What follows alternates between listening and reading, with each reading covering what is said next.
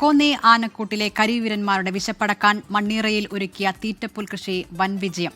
Moozhiyar Pothencode 220 kV high voltage line താഴെയുള്ള ഭൂമിയിലാണ് വനം വകുപ്പിന്റെ ഈ ഹരിത വിപ്ലവം.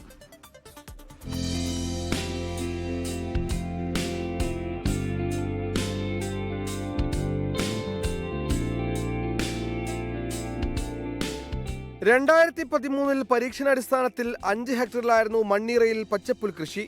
ഇത് വിജയമായതോടെ വർഷങ്ങൾക്കിപ്പുറം 13 ഹെക്ടറിലേക്ക് കൃഷി വ്യാപിപ്പിച്ചു. കോന്നി ആനക്കൂട്ടിലെ കരിവീരന്മാരുടെ ജീവനാഡിയാണ് പച്ചപ്പുൽത്തോട്ടം. ഓരോ ദിവസവും 1000 കിലോയ്ക്കടുത്ത് പച്ചപ്പുൽ കോന്നിയിലേക്ക് കയറ്റി അയക്കുന്നു. വനസംരക്ഷണ സമിതിയുടെ നിയന്ത്രണത്തിലുള്ള വനജ്യോതി സ്വാശ്രയ സംഘത്തിലെ 12 പേരുടെ കഠിനാധ്വാനമാണ് വിജയത്തിന് പിന്നിൽ. പൂർണ്ണമായും ജൈവവളം ഉപയോഗിച്ചാണ് പുല്ല് വളർത്തൽ. വനമേഖലയോട് ചേർന്ന പ്രദേശമായതിനാൽ വന്യജീവികളുടെ ആക്രമണത്തെ അതിജീവിച്ചാണ് കൃഷി. സോളാർ വേലികളും കൃഷിക്ക് ചുറ്റുമായി സ്ഥാപിച്ചു.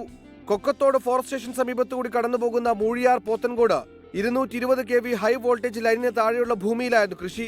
കൃഷി ചെയ്ത പുല്ല് 45 ദിവസമാകുമ്പോൾ വിളവെടുക്കും.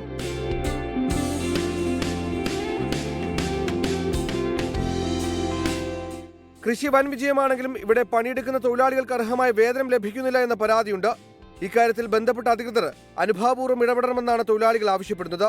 ഇത് തുടങ്ങിയത് തന്നെ ആനയ്ക്കുള്ള ഭക്ഷണം അവിടെ കിട്ടാൻ പ്രയാസമായത് കാലത്താണ് ഇതിനിങ്ങനെ ഒരു ആലോചനയും ഈ കാര്യങ്ങൾ മുന്നോട്ട് വന്നത്.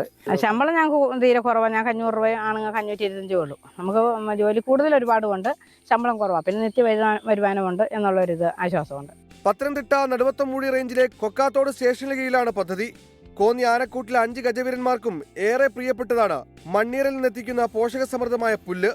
മാറി മറിയുന്ന കാലാവസ്ഥയും വന്യമൃഗശല്യവും കൃഷിക്ക് തടസ്സമാകുമെന്ന ഭയവും തൊഴിലാളികൾക്കുണ്ട്. 24 പത്തനംതിട്ട.